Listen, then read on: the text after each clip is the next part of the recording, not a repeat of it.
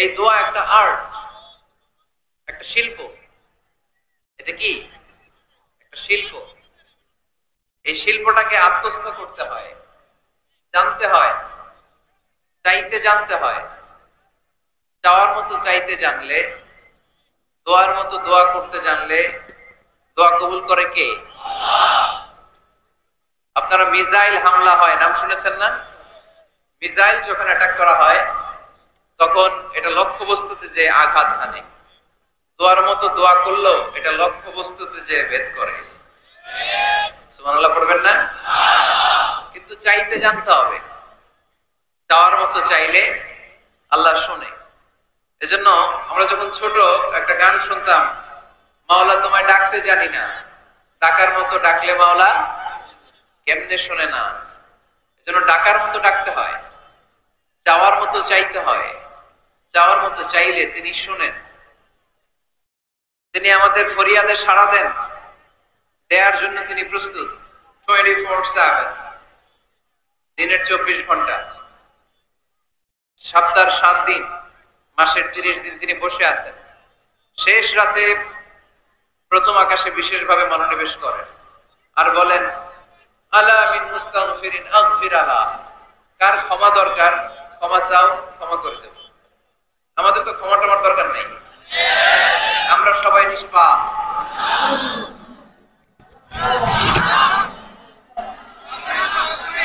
নাকি গুনাহগার, নাকি পাপী? শুধু পাপী না পাপীর ঘরের পাপী? কেউ না জানুক, আমার পাপের খবর রাখে একজন, তিনি কে?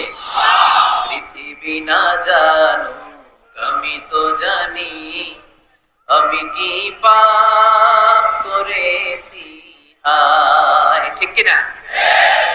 পৃথিবী না জানুক আমি তো জানি, আমি কি পাপ করেছি হায়। আমার পাপের করলে বিচার, বাঁচার আমার নাই উপায়। দয়াময় প্রভু মাফ করো আমায়, মাফ করো আমায়। পড়েন আমিন। পৃথিবী জানে না, জানে কে? দরজা বন্ধ করে, লাইট অফ করে একা একা পাপ করছি।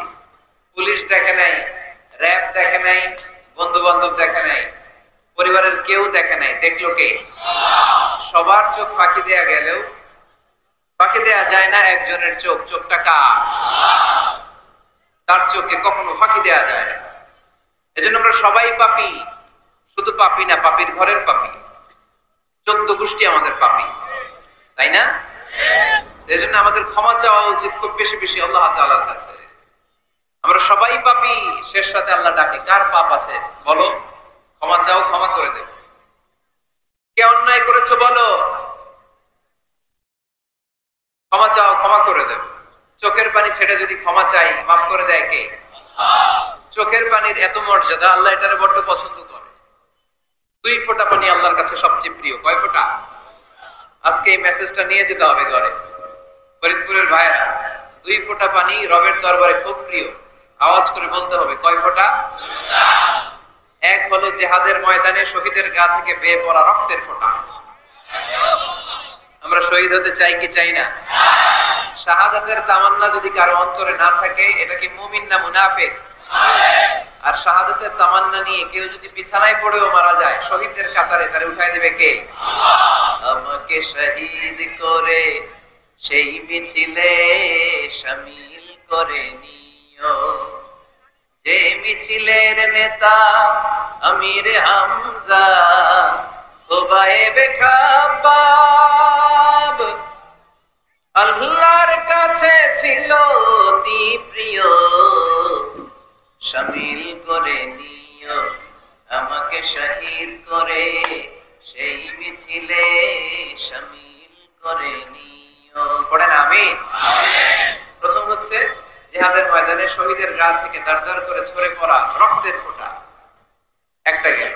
2 নাম্বার হচ্ছে অনুতপ্ত বান্দার চোখের পানির ফোঁটা।